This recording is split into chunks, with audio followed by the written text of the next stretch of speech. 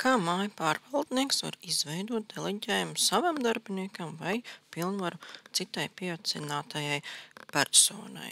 Šajā video materiālā es parādīšu, kā māju pārvaldnieks var tātad pilnvarot savu darbinieku, lai šī te persona, kura ir atbildīgā par māju, varētu darboties eksploatācijas lietās un māju lietās no pārvaldnieka profila. Un arī parādīšu, ar ko atšķirās pilnvaras no deleģējumiem. Tātad, ja māju pārvaldnieks, kas ir juridisks uzņēmums, reģistrēts māju pārvaldnieku reģistrā, tātad parakstiesīgā persona autorizējas publiskajā portālā, izvēlas darboties kā šī juridiskā persona māju pārvaldnieks un iet uz sadaļu pilnvaras un deleģējumi. Priekš eksploatācijas lietām ir izdalīta atsevišķa sadaļa, tāpēc jāpārslēdzās no būvniecības pilnvaras deleģējuma uz eksploatācijas pilnvaras deleģējumiem. Un, ja jūs vēlaties pilnvarot savu darbinieku, tad izvēlaties sadaļu deleģējumi. Un tātad atvērsies saraksts ar jau varbūt izveidotiem deleģējumiem, bet ja sākumā nav neviens deleģējums, tad saraksts būs tukšs. Augšpusē šie ir atlasīšanas kritēriji un lejā ir saraksts. Un zem saraksta ir pogas, jauns īpašnieku pārstāvēšanas tiesības deleģējums vai jauns pārvaldīšanas tiesību deleģējums. Un šī gadījumā, ja jūs vēlaties iedot deleģējumu darbiniekam, lai varētu darboties kā māju pārvaldnieks, kā atbildīgā šī persona mājai, tad izvēlieties pogu jauns pārvaldīšanas tiesību deleģējums. Atvērsies pēc tam forma, kur ir secīgi jāizpilda dati, būs jānorāda šai jūsu darbinieka personas, kods, vārds un uzvārds, kādas tiesības jūs viņam piešķirat.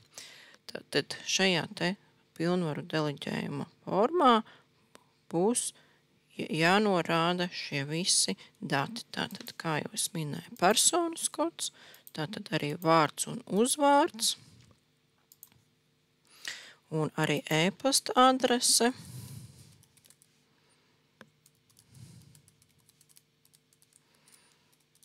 jo par šo deleģējumu arī šī persona saņems informāciju, ka šis deleģējums ir izveidots. Tātad deleģējumu var izveidot tikai uz fizisku personu. Ar to arī deleģējumu no pilnvarām atšķirās, ka deleģējums ir fiziskai personai darbiniekam, kurš pēc tam uz šī deleģējuma pamata varēs pārslēgties uz jūsu uzņēmumu, uz šo māju pārvaldnieku profilu un darboties no māju pārvaldnieka profila. Ja jūs veidosiet pilnvaru, tad darbosies kā no tās personas, teiksim, ja šī gadījumā Andrim Paraudziņam iedotu pilnvaru, tad viņš nepārslēgtos uz juridiskās personas profila, bet strādāt no fiziskās personas profila. Bet, ja ir deleģējums izveidots, tad pārslēgsies uz šo uzņēmumu, no kā tiek veidots deleģējums. Tātad termiņu mums sistēmā ir iespējami beztermiņu vai līdz kādam konkrētam datumam.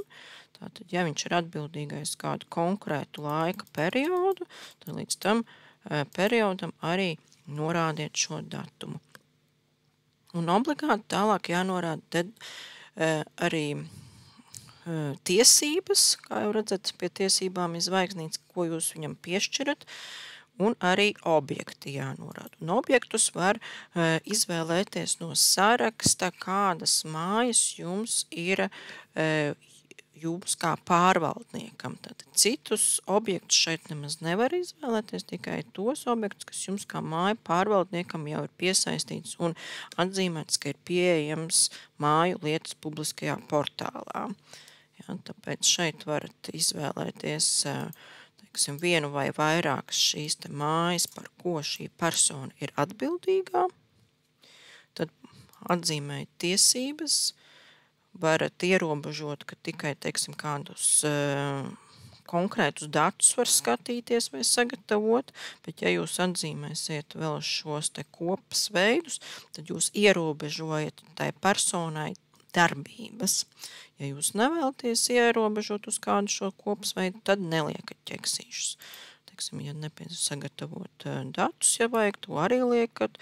Šī pazīme ļaus ieskatīties īpašnieku sarakstā, sensitīvos datus vai šos personas kodus skatīties, kas pēc tam sistēmā tiks auditēti, tad šī nākamā tiesība ļauj labot īpašnieka datus, ja tā persona pati nevar autorizēties un norādīt.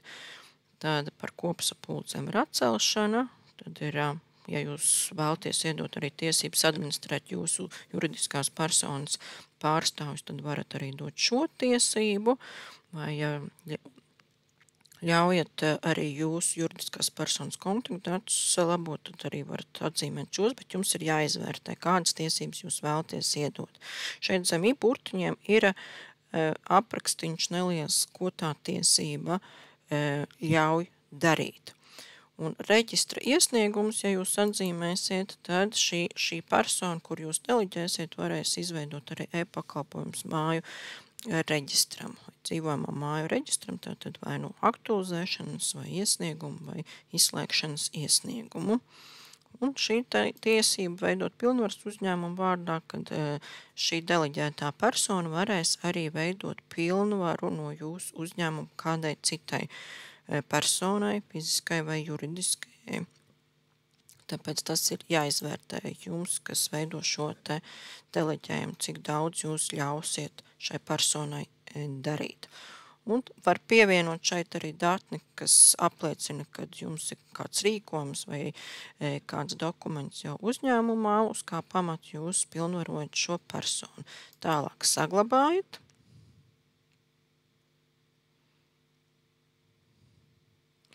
Pēc tam jāapstiprina ar to, kad ir veiksmīgi saglabāts nepietiks. Jums jāpārliecinās, ka tā pilnvara ir arī apstiprināta un status ir nevis sagatavošanā, bet jābūt aktīvai tai pilnvarai vai deleģējumam, kuru jūs esat sākuši gatavot. Tāpēc beigās ir jānospiež arī poga apstiprināt. Ja jūsu uzņēmumā būs vairākas parakstiesīgās personas un kopā ar kādu citu personu parakstiesības, nevis vienpersoniskās parakstiesības, tad šeit būs vēl nevis uzreiz poga apstiprināt, bet saskaņot ar citām personām. Un būs jāatzīmē, kurām personām jūs saskaņojat, un tad šos saskaņojumus jāmeklē sadaļā pie paziņojumi saskaņojumi. Bet tā kā šajā gadījumā ir vienpersoniskās paraksta tiesības, tad var nospiest pogu apstiprināt. Tā. Veiksmīgi apstiprinājies. Šī gadījumā vēl parādījās lodziņš, kad var novērtēt šo e-pakalpojumu, bet tas nevienmēr tā parādīsies. Tas ir atkarīgs arī no sistēmas konfigurācijas. Tātad, ja deleģējuma sadaļā jūs redzat, kad jūsu sagatavotā šī te izveidotā deleģējuma status ir aktīvs, tad visi kārtībā šī persona var darboties jūsu profilā, tad šī juridiskās personas profilā un darboties ar tām mājām, kuras jūs piesaistījāt pie šī deleģējuma. To arī tagad pārbaudīsim. Tūlīt pieslēgsimies, kā šis Andris paraudziņš un paskatīsimies, vai uz šī deleģējuma pamata var darboties šajā uzņēmumā. Tātad Andris paraudziņš var redzēt, ka tagad arī šī persona var izvēlēties šo te īpašnieku biedrību pārvaldnieku biedrību un darboties šīs juridiskās personas vārdā uz deleģējuma pamata.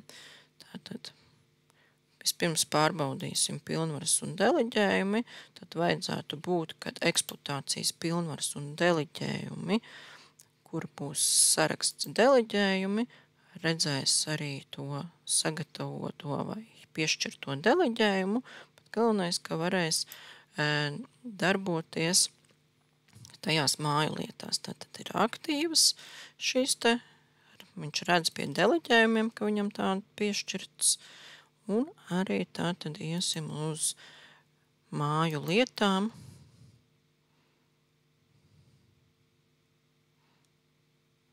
Māju lietām un skatīsimies, vai ir pieejamas šīs te māju lietas divas, kuras mēs piesaistījām.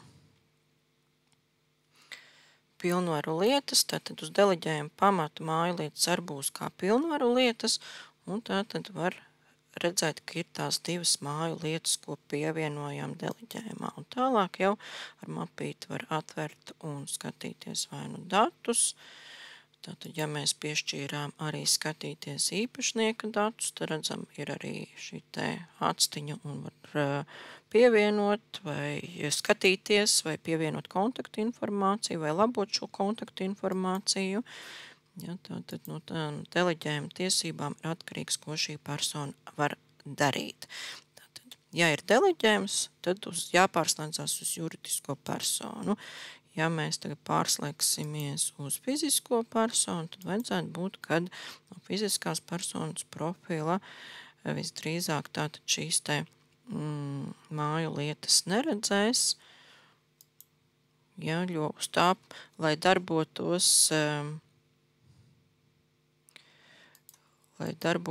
tātad māju lietās uz pilnvaru pamata, tad ir jābūt savukārt izveidotām pilnvarām. Tāpēc rādīšu tālāk, kā izveidot arī pilnvaras.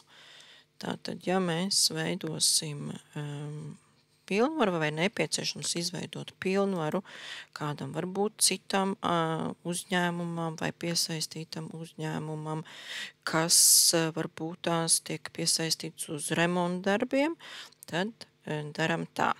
Atkal ejam uz eksploatācijas pilnvaras deleģējumi, tātad no pilnvaru sadaļas un veidosim jaunu pilnvaru.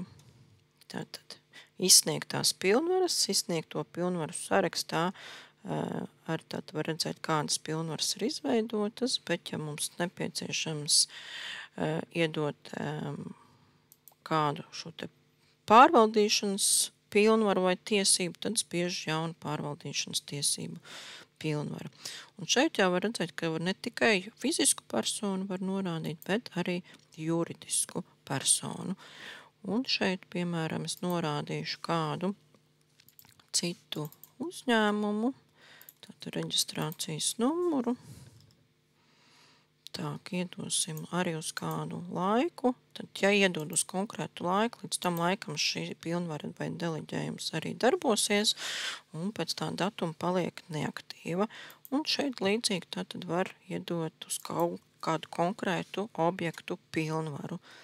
Un šeit tiesības atšķirās no deleģējuma, tātad šeit vai nu skatīties dokumentus, vai sagatavot dokumentus, vai sensitīvos, bet tiesības, kas attiecās uz juridiskās personas tā kā šo te pilnvarošanu vai kontaktu labošanu, tās tiesības te nav te vairāk, tātad ko var kā pilnvaras kā citai personai iedot.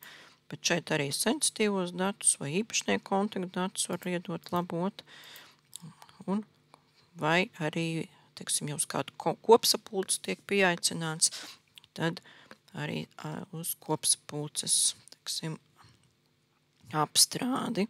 Tad atkal pārskatam, vai visi dati ir ievadīti pareizi, saglabājiet un tāpat arī apstipriniet.